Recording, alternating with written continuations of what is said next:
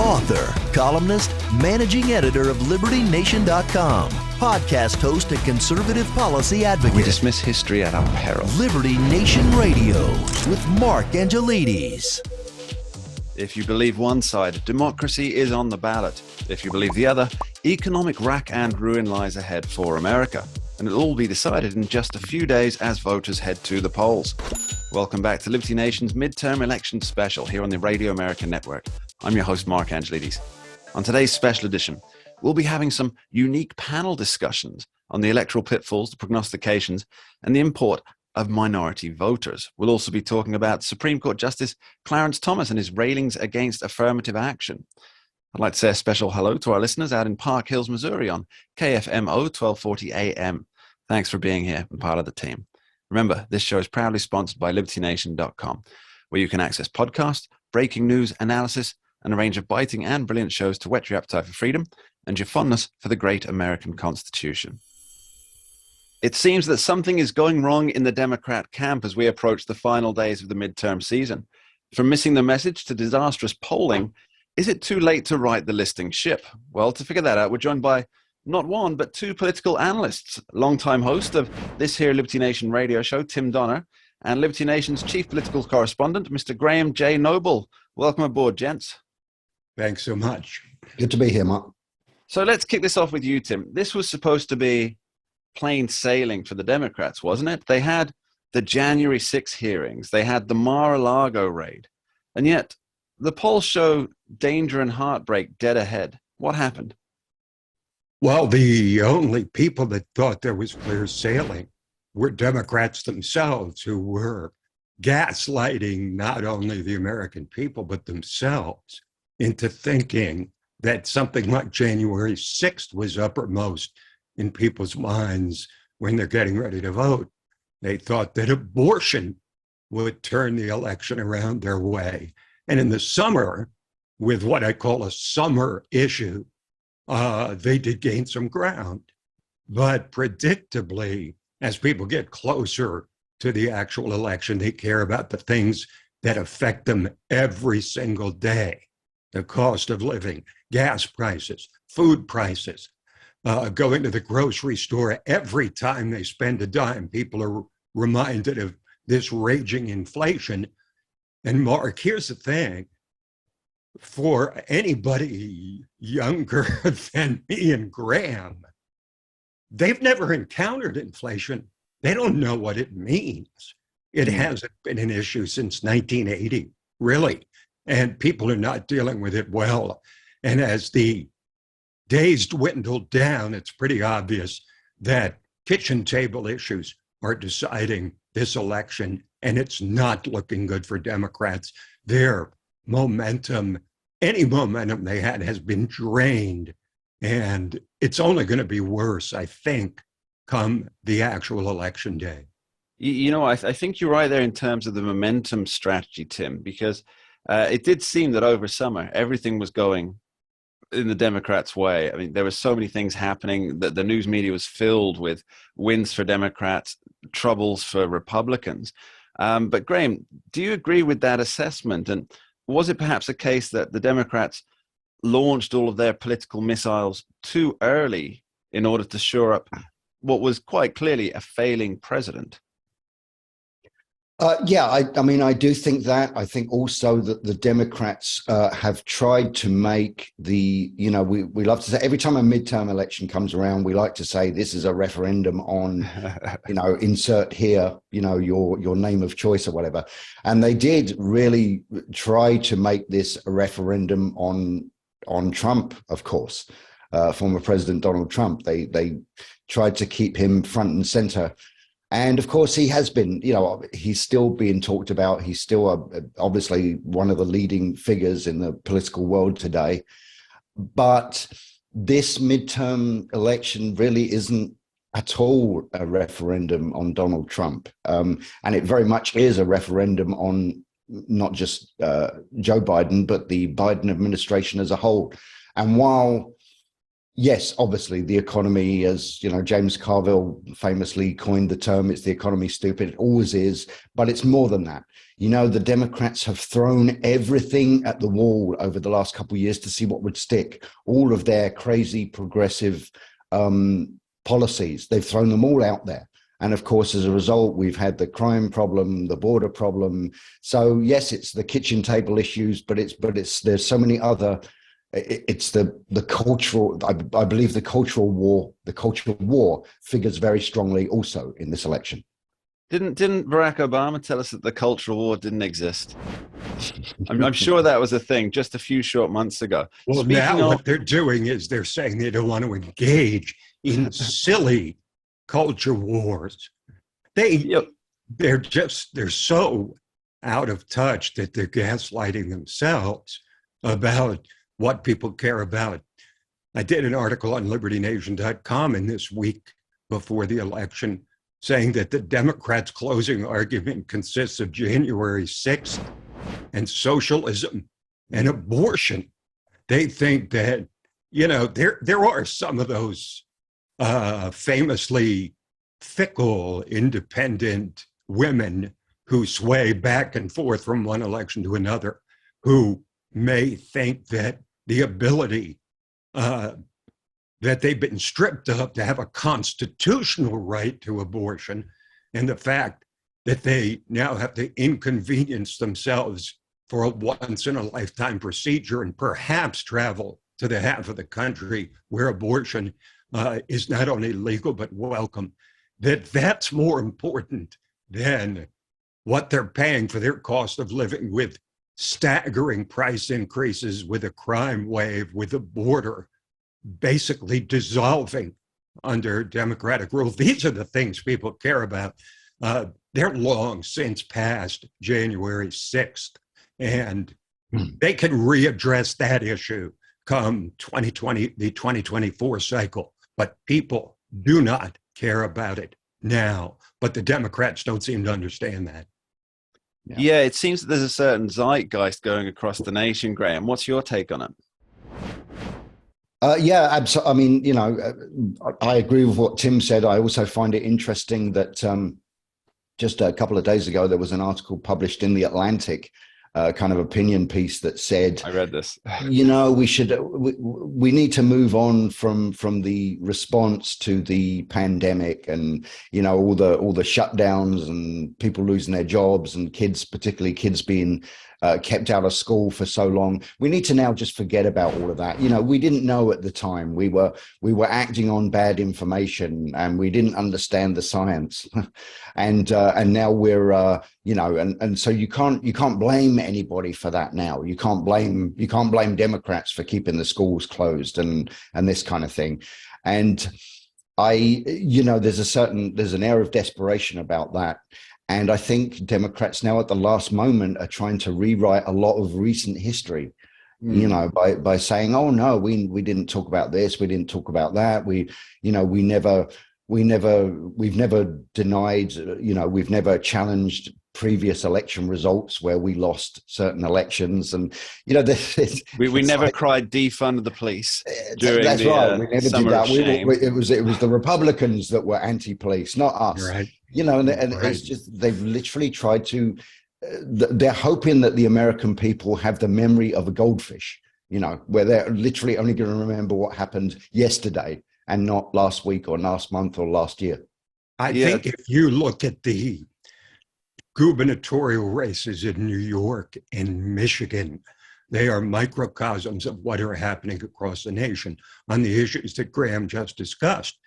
In New York, Kathy Hochul, the incumbent Democrat, had a lead as high as 24 points over the summer. She's now down to a statistical dead heat after she said in a debate with Lee Zeldin, who pointed out all the criminals who were let loose with the cashless bail policies, and went on to commit horrific crimes. Kathy Hochul said, I don't know why that's so important to you. I mean, how she can be that out of touch, that's why she's losing. And in Michigan, Gretchen Whitmer, who similarly had a seemingly insurmountable lead over the summer. I call her the COVID queen because she was associated with COVID lockdowns more closely than almost any other governor, except maybe Andrew Cuomo. Now, she just had a debate where she claimed that she closed the schools for 3 months.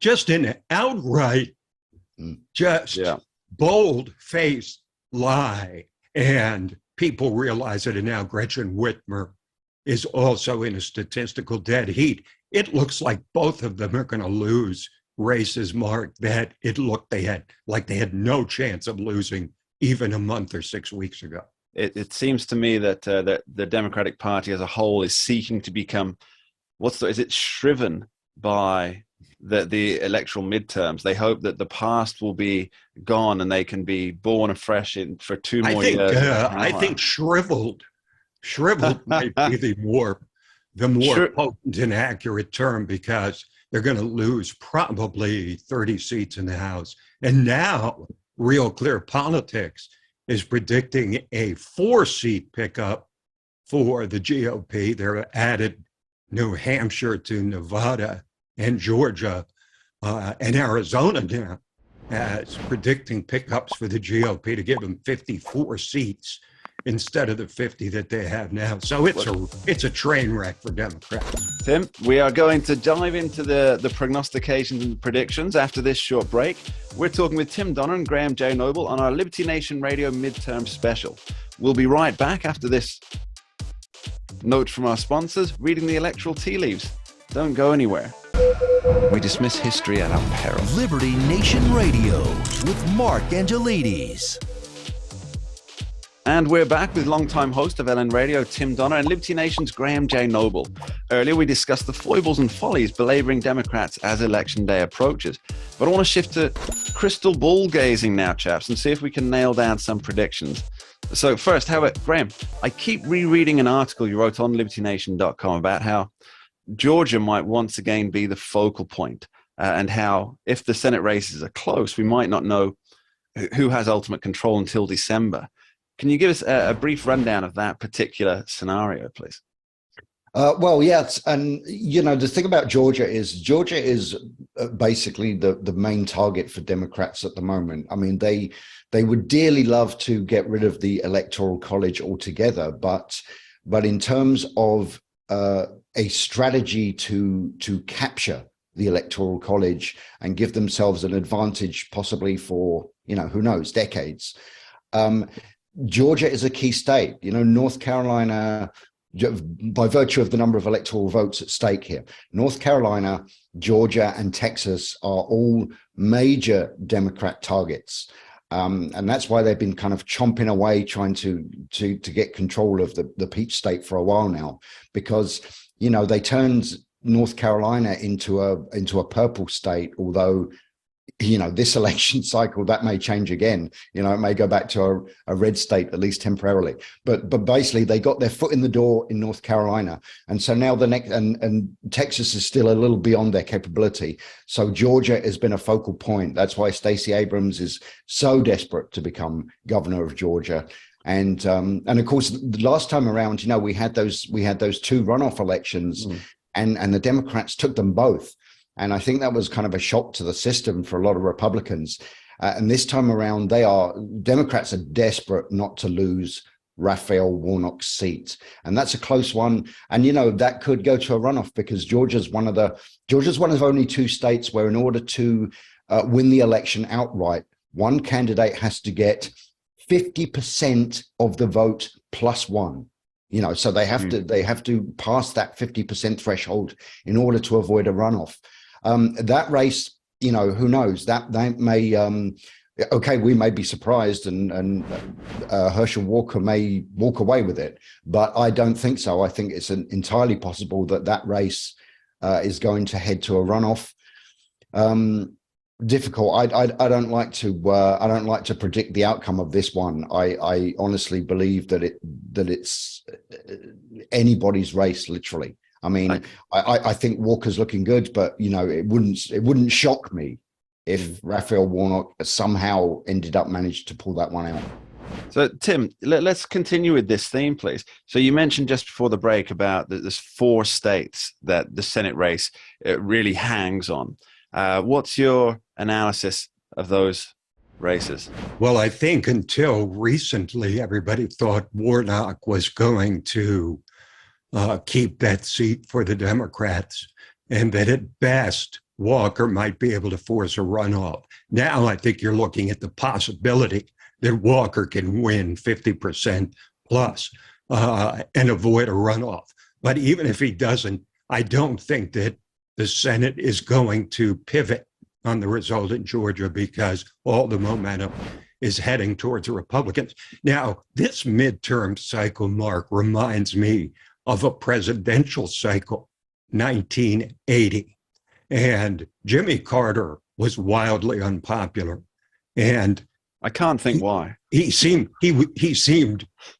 weak and not up to the job. He had proven himself not really equal to the task of the presidency. However, going to the final week of the campaign, he was virtually tied with Ronald Reagan in all the public opinion polls. And then in the last week, the dam absolutely burst. And Reagan won 45 states against a sitting president.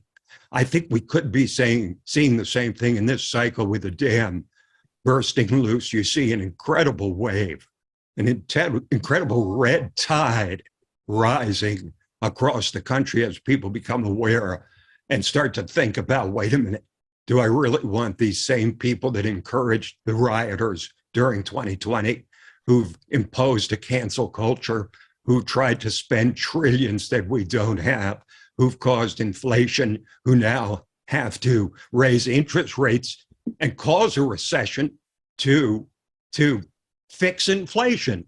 No, I think people are looking at their lives just like they did in 1980 and saying, are they better off than they were 2 years ago? And the answer is a resounding no. Right. I'm going to have to nail you guys down on some numbers here. Graham, you first. Senate, what's your final prediction? I believe that the Republicans will come out of this with a net gain of either 2 or 3 seats, so they'll be at 52 or maybe 53 seats. Bold prediction. Tim, you for the Senate? Well, I might just say that when we talked about this previously during the fall, Mark, I said that the Senate was on a knife's edge. It's not anymore. I'll take Graham's prediction one step further. I say the Republicans win either 3 or 4 Senate seats and easily gain control of the upper chamber.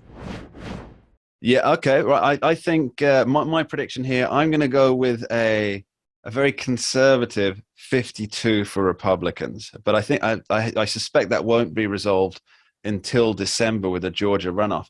And gentlemen, thank you both for your time. Let's see how these predictions play out. And listeners, keep voting. Always a pleasure, Mark. Thanks, Mark. You're listening to Liberty Nation Radio, heard across the Radio America network from our flagship station in the nation's capital, WWRC in Washington, D.C. Later in the show, we discuss Black and Hispanic voter priorities and affirmative action. Don't go anywhere. We dismiss history at our peril. Liberty Nation Radio with Mark Angelides. As with most elections, it all comes down to demographics, whether it's suburban white women in Virginia decrying the lack of input in school subjects, or hipsters in Seattle finding their favorite coffee bar demolished in mostly peaceful but fiery protests. It all makes a percentage difference. Now, we're joined by Liberty Nation authors Jeff Charles and Sarah Cowgill to look at 2 distinct voting blocks and ask if the old rules apply. Welcome, team. Hello. All right, I'm excited. Good. I'm so glad. Right. Well, let's kick this off. Let's do it. So, Sarah, let's start with you. Yeah. You recently wrote about the changing support of Hispanic voters. What are the details on that, and what kind of difference do you think it'll make in the midterms? Well, it's made a huge difference so far, like in Florida, for instance. 20 years ago, Florida was more white and less Republican, and that is absolutely the reversal now. less white, more Republican. So you're seeing that sort of take over in that area. Now, those are probably a lot of people coming in from Venezuela and maybe Cuba, and they have a whole different idea of democracy, and they hate communism or socialism at all costs. So you've got that demographic there. Texas has just been invaded, but the legal Hispanics that live in Texas and have lived in Texas for hundreds of years and have lived in New Mexico for hundreds of years, they're being, they're under siege, and they don't like illegal immigration. So they're changing their tune a little bit here and there. And it's not going like it's not the most immediate, flip of support, but it's growing, and it's growing consistently. So that's the big scare. I mean, Hispanics are everywhere in this country. They're no longer just in the border states or New York City or LA or Chicago. So, they're everywhere. It's a big voting block, and it's going to be the biggest voting block probably by 2035.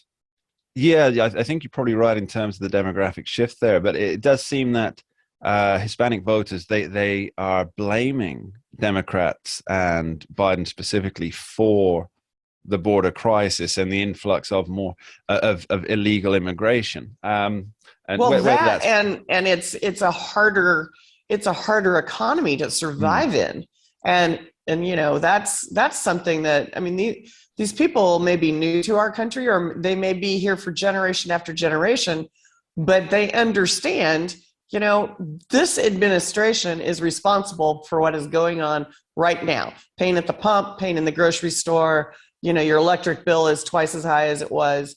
So there's one person to blame. That's Joe Biden. And whoever Joe Biden supports, that's who they're going to go after. Yeah, I mean, it's a truism that mass immigration not only drives down wages, but those wages that are driven down are not the executive bankers on Wall Street. It's the people in the lower socioeconomic classes that are the most impacted by this. Now, Jeff, let's shift to you. What about black voters, Jeff? Do you know any?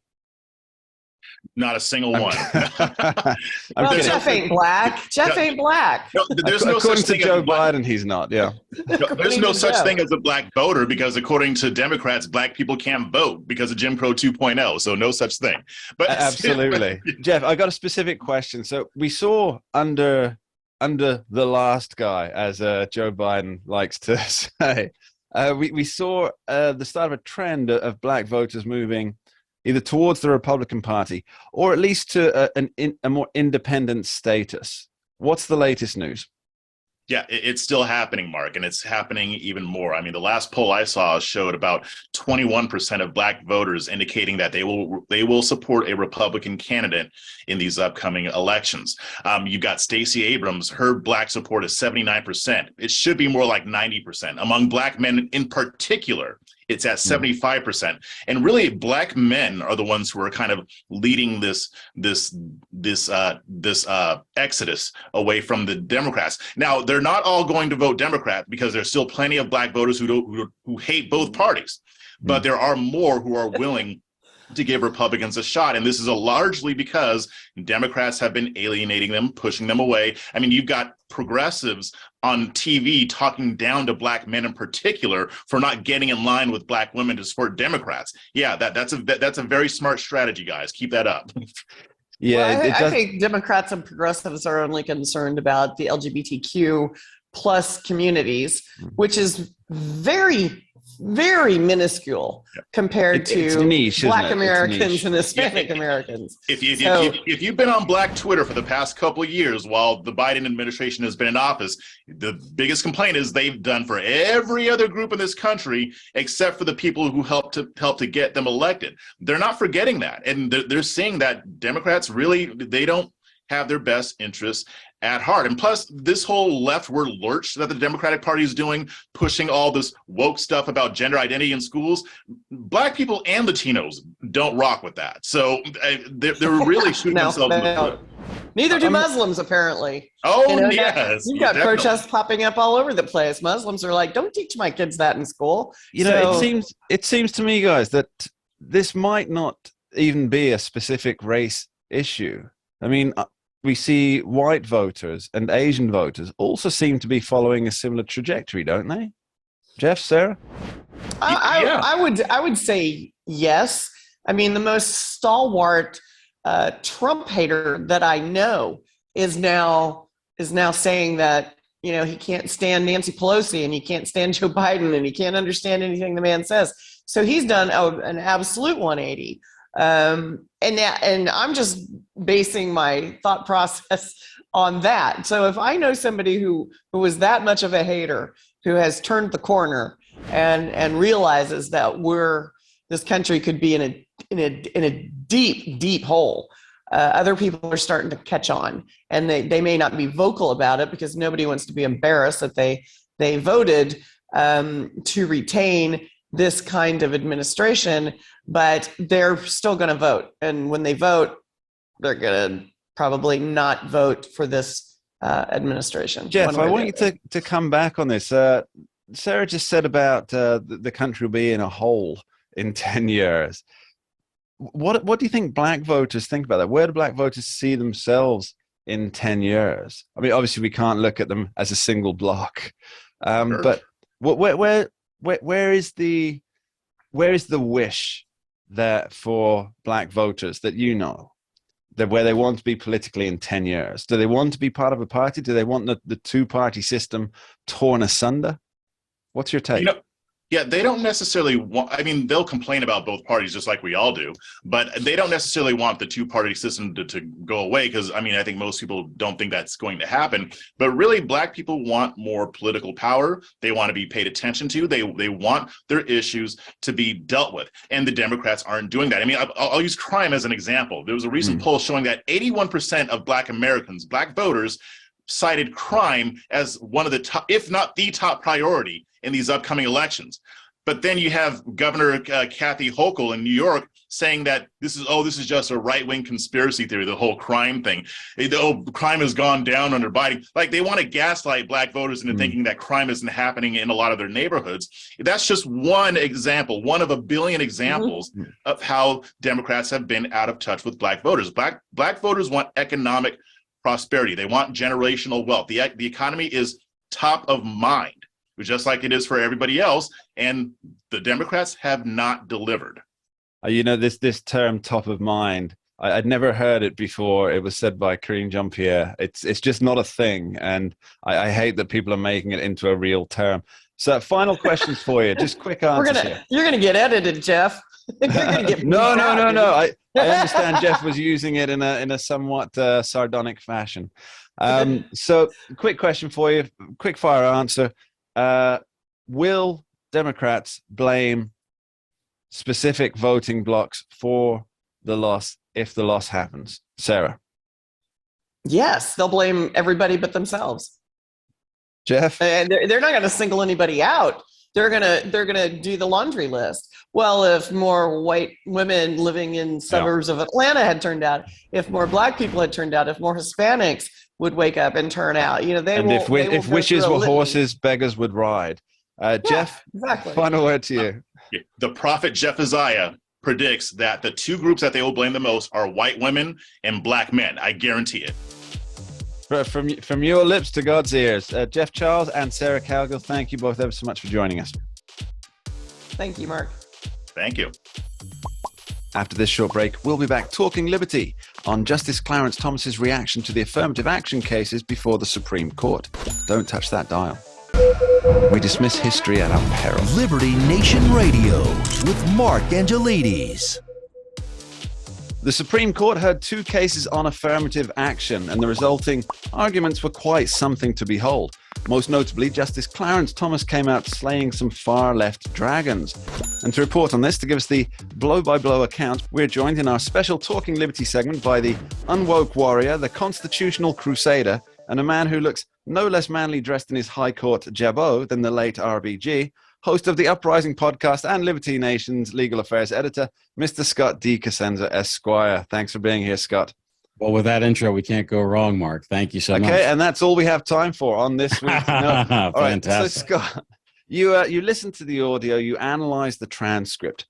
Obviously, there's going to be, we're going to get a result on on these two cases. Nearly sometime- 5 hours. Nearly 5 Yeah. hours of audio. by the way. Which I believe you pointed out, because we actually ran those audios on libertynation.com. But this is like a couple of hours longer than a normal case takes, right?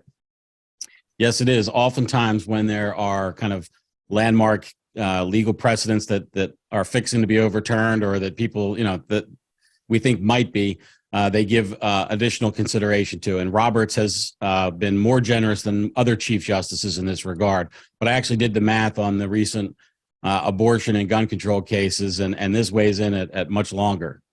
So this is the real heavyweight. So I think the most interesting aspect of it was, Scott, as you wrote about in your article for libertynation.com, was Justice Clarence Thomas's reaction to this. Now, this seems that this has been something that he's been waiting for, this fight, for a good long time.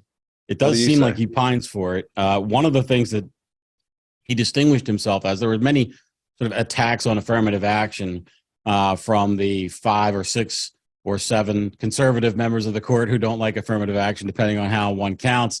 But none of them seem to attack the notion directly that this idea of the very idea of diversity adding some significant benefit to an education was itself dubious. That was left to the lone black man on the court, who repeatedly asked the different advocates, what is the benefit? Let's not put the cart before the horse. We're doing all this thing to achieve this benefit. And he's saying it's totally unproven. It's just an asserted benefit. And it's a powerful argument coming especially from him, I think, Mark. Yeah, I looked into the transcripts on this, Scott, and it seems that the arguments being put forward for diversity being a strength, which is obviously the watchword of the new globalist mantra, as it were, diversity is our strength, is that they were citing certain studies about business practices and how businesses that had a more diverse workforce were outperforming ones that weren't, and various things like this. But to me, I looked into some of these studies, and they don't really appear to say that. It's more a correlation causation issue, Scott. Yeah, so it's just sort of what they can wrap their arms around, Mark. It just in lieu of nothing, they put forth that and proclaim it evidence. And for much of their history is that people have been willing to embrace that as some kind of proof to hang their hat on, because to do otherwise would be to suggest that there is no defined benefit, and then you're left where I think the court is going to find those arguments, which is without much of a garment covering their kind of naked appeal just towards racialism. So I guess the people arguing in favor of affirmative action before the court, they're using arguments, as I pointed out here, from business sources, and then they're applying that to an academic field, which obviously may not translate particularly well anyway. We don't know for sure on that.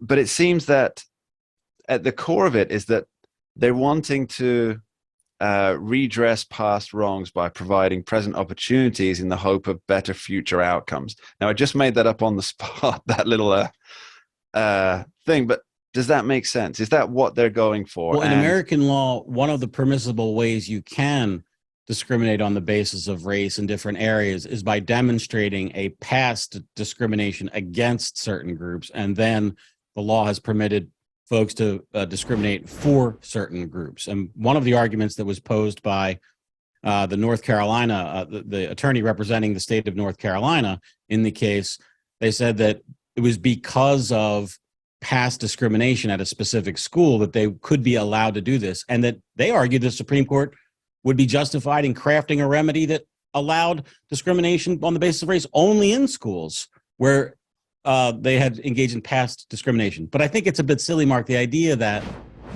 applicants to the University of North Carolina in for the class beginning in 2023 are somehow similarly situated to those for the class of 1953 is kind of preposterous. And there's always a great time to continue some odious policy or program, just this one little bit more, except for all the reasons against it. And we know all the reasons why racial discrimination is insidious, awful, bad. Pick your descriptor that is denigrates it, and it's time for them to stop, I think. Okay, and do we have an indication? Obviously, we have talked about where we think the justices will go, but based on the justices' questioning and probing of the participant, can we surmise in how they might rule? I think you want to say, did the arguments yield any further indication as to what the judgment might That is result? exactly what I meant to say, Scott, but as our audience well knows, I am not a lawyer. I didn't get any sense from a justice that shocked me or surprised me that they might vote in a way that I previously thought they would not. So the conservatives seem to be more critical of affirmative action, and the liberals seem to ask questions that might yield a defense of affirmative action. The one kind of interesting wrinkle that was discussed at the court for quite a bit is, let's say you say, well, we can't have affirmative action based on race, but we do allow it for experience or something like that. Are we then going to get a million essays that say, due to my experience as an African American, in the United States, and overcoming racism? And so there are some tricky notions about, where to draw the line. But one of the things going forward, I think, is they may have to eliminate these sort of race boxes that exist on these applications. What we've heard, Mark, in the past is that race is simply just one of many factors that the admissions committee uses to paint the broad picture of a holistically perfect applicant body that they can, to the best that they can represent. But then you find out, they'll say like, oh, it's just like if you were a concert violinist or if you were a ballet performer or something like that. That's all. But there's no box on the application to check whether you play an instrument or not. There's no box to check if you're a sports achiever. There's just a box for race, though. So they act like it's just one of many things. But what's the one thing they actually care about that they want to nail you down on? It's race. So I think that no matter what the decision from the court, we're going to see a significant dialing back. If we don't get a complete elimination of this standard, a significant dialing back of how these schools are able to use race in admissions. All right, and final question for you, Scott. How will this, if it does indeed scale back the ability of these universities to use race as a determining factor, how will that impact their process of determining which students to take in? Well, I think they're going to, for some of them, they're going to have to implement a race-blind admissions process. So the stripping of race from the applications rather than the exact opposite, which is if you are of the preferred race, you want to put as much racial information in as you can so you give the admissions committee the clear understanding that they're voting for one of the good races. And then if you are the opposite is that we have, and it was discussed at the oral argument, I think Justice Gorsuch brought it up, that there are consultants that specialize in guiding the family of Asian applicants on how to conceal and hide their race and ethnicity so that the admissions committee doesn't know that they might be voting on the admission of an Asian person. So we can expect to see a lot of Korean heritage Deshawns applying to Harvard next year. Absolutely. Scott DeCosenza, thanks ever so much for joining us. Cheers, Mark. Thank you. And that's about all we have time for in this special edition of Liberty Nation Radio here on the Radio America Network. I'd like to thank our guests, Tim Donner and Graham J. Noble, Jeff Charles and Sarah Cowgill, and Scott DeCosenza for joining us on our Talking Liberty segment. And of course, my thanks go out to you, the listeners, who I remind to tune in to libertynation.com for election coverage on the night with our special bottom of the hour live updates. And my parting shot for this week concerns those who seek power for the sake of power. We hear trite promises that our would-be politicos only wish to serve their neighbors and their nation. And yet some would say they speak with forked tongue. Now, Euripides wrote more than 2,000 years ago, quote, "When one with honeyed words but evil mind persuades the mob, great woes befall the state," end quote. And it seems that little has changed in the intervening millennia. Perhaps we should instead take heart from author Douglas Adams' words, he of Hitchhiker's Guide to the Galaxy fame. He wrote, quote, "To summarize, it is a well-known fact that those people who must want to rule people are ipso facto the least suited to do it. To summarize the summary, anyone who is capable of getting themselves made president should, on no account, be allowed to do the job," end quote. Happy voting, listeners, and thanks for tuning in. We dismiss history at our peril. Liberty Nation Radio with Mark Angelides. Entertaining, informative, and just plain fun. Watch Liberty Nation's The Conservative 5. produced by conservatives for conservatives. C5's The Left Free Zone, hosted by Liberty Nation's Lisa K. Donner, joined by a raucous, irreverent panel of authors, deconstructing leftist narratives, debating the hot topics, and remembering to laugh. Heard it here first. Join the official conservative safe You only space. did that to piss Jeff off. Liberty Nation's The Conservative Five.